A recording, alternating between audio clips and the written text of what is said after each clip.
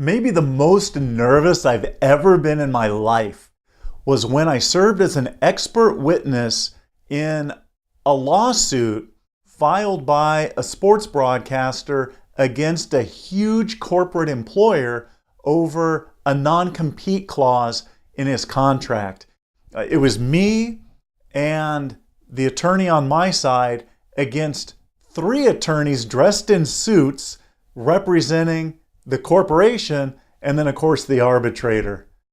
I was sweating bullets, but it reminds me of what we're going to address in this edition of Q&A.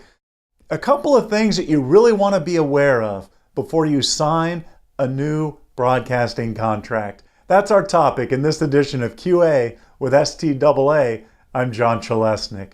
So the question I received was, I'm being offered a position where they want me to sign a 2-year deal. Do you have any advice when it comes to signing a contract with a station? I do. There's a couple of things that you want to especially be aware of. The first is what are called restrictive covenants, or non-compete clauses is probably what you've heard them referred to as.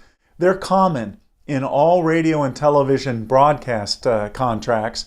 Just be sure that you understand that the non-compete states that you can't work for another employer in that market for a particular amount of time. Anywhere from 6 to 18 months is common. So just be sure that you understand that in the contract so that you're not caught off guard if it ever comes into play after you and the employer part ways. The second thing to be aware of, escape clauses. Can you leave the contract early? And if so, what's the monetary penalty going to be? It's often a sliding scale based upon how much time is left on your contract. But again, be aware of what that dollar amount is going to be. And a great tip is hire an attorney to negotiate your contract. You don't need an agent who's going to take 10% every single month.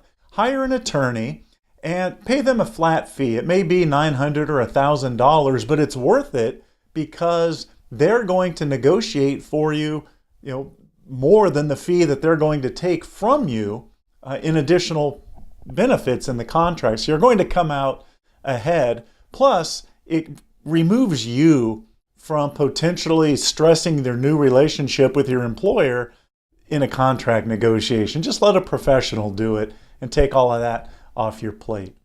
If you would like help planning your sports broadcasting career, planning and consulting is one of the things that I most enjoy doing with STAA. I'd love to help you. Join STAA. Go to the website, staatalent.com. Click on Why Join. In our next edition of QA, top tips for interviewing coaches after a loss. I hated doing that, but I've got some tips that'll make it easier for you.